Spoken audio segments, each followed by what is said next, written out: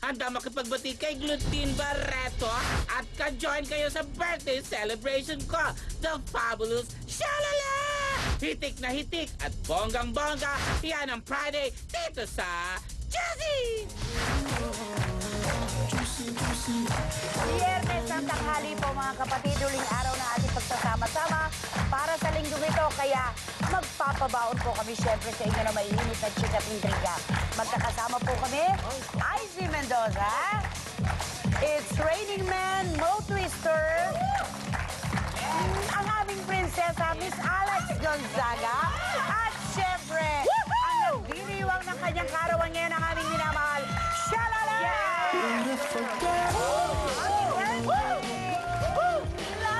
Happy birthday! Gaganyan-ganyan niya. Paghuhu, kanina iyak na Ilan iyak. taon ka na, Shalala? 50. Iyak kanina? Sabi ko sa kanya, Kuya Will. Golden! 50 ka na ba? Oo. 50 lang? Bakit nagtanda yung 50? Pero alam mo, parang 49 ka lang. Bukas ang birthday mo. Nga pala. Hindi, kanina po mga kapatid, nag-uusap kami sa backstage. Magkakasama kami sa pagpapamakeup at paghahanda. Umiyak siya. Siya lala, hindi lang ikaw ang ganyan. Bawat taong nagdiriwang ng kaarawan, nahahati sa dalawa emosyon. Isang maligaya, isang malungkot. Yes. Natural yon. Ako din. Maligaya dahil matagumpay ka. Yeah. Malungkot dahil binabalikan mo yung mga daang tinalunton mo. Ganun talaga. Happy birthday. Thank you! Okay. Golden kasi Shalala ngayon. Golden boy! Golden Princess. Charot. The 50 golden years girl. old. Pero ugaling 15 years old. Oo, naman. Oh, 12. Please welcome the golden child! Okay, eto na, top 5 sulat ni Nards Belen Ay! sa Remate Online. Joel Lamangan may death threat. Mula kay Kim Rod. Saan ang gagaling yung death threat? Ano po kasi may ginagawa po siyang film ngayon na base sa nangyari na karumal-dumal na massacre sa Mindanao. And very sensitive po itong topic na to. Kaya siguro yung mga tao, siguro ang pino-point out yung mga na-involved sa nangyari. Yung mga hinuhusgahan ngayon. Yung mga Siguro ayaw hinuhusgahan. nilang malantad ang tunay na istorya, kaya yung direktor ang tinatakot. Alam Grabe niyo naman yung, yun, project na yan. nung StoryCon pa lang, no, talaga sabi nila, kailangan ba natin ilabas ito? Sensitibo talaga yung ano. Ano yung title ulit? Deep. Ano? Palagay ko, hindi ba to? Hindi kasi may kaibigan ako. Mainstream to. May kaibigan ako na magaling na actor na nasa Mindanao ngayon, nagsushoot sa isang buwan. At Baka yan nga hindi yan. niya sinabi sa akin yung project. Maaari, oo. Baka yun na. Pwede. Kinausap ko lang kahapon, sabi ko, pare, kumusta? O, nandito sa Mindanao. Sana wala siya doon sa side nung ano. Sabi ko, ano bang movie yan? May kwento ko na lang sa'yo pagbalik na. Okay, top 4. Top 4. Okay. Sulat ni Miss Len Lianes. sa Len Bulacan. Lianes. Okay. Hirit ni Raver. Si Christine ang unang babaeng sineryoso niya. Wapo! Ang sakit. Ang sakit para kay Sarah. Hindi lang yon.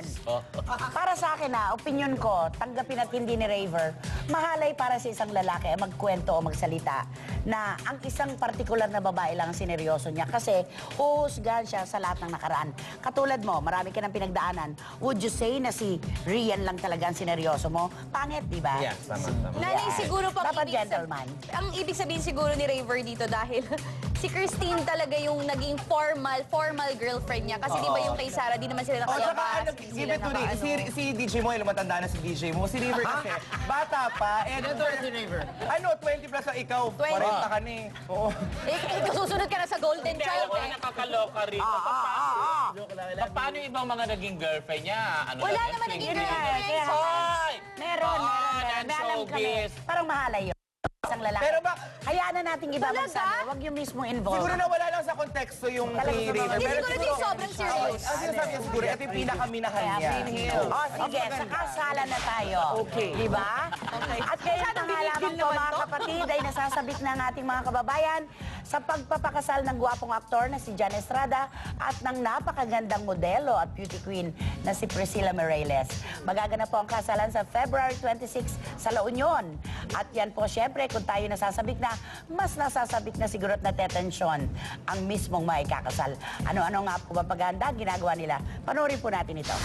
Swerte nakausap ng Juicy ang beauty queen na si Priscilla Mireles kasi gusto namin siyang kamustahin tungkol sa kanyang kasal na gaganapin sa Thunderbird Resort sa Poro Point, La Union sa February 26. Gaano kaya siya ka-excited? I'm very excited, especially kasi, it's so nice to work with people that, understanding you and that they're so nice to you. We're so lucky to have like people supporting us from all the sides, from the wedding coordinator to the catering, lahat sila, yung florist. They're so, they're very nice people. And then they make everything easier for you. Super hands-on si Priscilla sa preparations para sa nalalapit na kasalan. Gaano siya kadetalyado? Virgo ako, very perfectionist.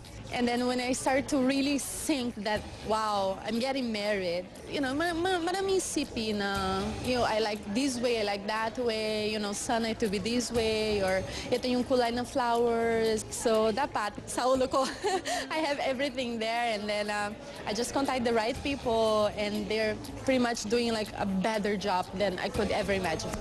Kung saan-saan napapabalitang gaganapin ang kasal nila ni John at Priscilla. Pero bakit nga ba nila napili ang Thunderbird Resorts para gawing venue na kanilang wedding? It's a beautiful place to start with. Para it's in the Philippines, but it looks like you're in Greece, yung concept nila. So it's very modern, sophisticated, it's very classy. Yung mga tao hindi na-realize that we have such beautiful places here in this country. I said, that's it. That is where I wanna get married. Kung nandiyan si Priscilla, mawawala ba naman ang handsome groom niyang si John Estrada? Ano naman ang contribution ni Papa John sa preparations para sa wedding? Sa lahat ng tungkol sa kasal ngayon, tanong mo sa akin, alam ko na ata dahil talagang kahit nasa trabaho ko, tinitext ako ng asawa ko. From the food tasting, linens, the pictures, siyempre yung ninong, lahat ng ninong, isa-isa mong kakausapin, di ba? Maswerte ang Juicy at binigyan tayo ni John ng ilang importanteng detalye sa nalalapit nilang kasalan. Ninong, yung boss natin, si Boss MVP, Manny V. Pangilinan, si Benchan, ng Bench, Randy Ortiz, Governor Chavit Singson, Boss Vic Del Rosario, Tito Boy, Reyno, Jun Barbarabe, Johnny Manahan. Sa Maninang naman, meron tayong Tita Kichi Benedicto, Christopher Min, Cory Vidanes, Mother Lily Monteverde. My 3 daughters will be part of the entourage. They're gonna be bridesmaids. And my son will be my junior best man. Si Willie Rebillame at si Richard Gomez ang best man ko. Tapos sa Vale naman, Sharon and Gabi. Si Randy Santiago, si LT sa Candalata, tapos si Angeliana at saka si Ai sa Court. Si Chris Aquino sa Bible reading. Saka parang inspirational message. Totoo bang hindi na rin makatulog si John gawa ng pinaghalong excitement at kaba? Hindi, yung mga bill na dumarating sa akin, tinitingnan ko kung gano'ng maigi. Tama to, Excitement, nakakatulog pa naman ako. But I'm sure the week before that, medyo, di ba? Mga ka-freshness, excited na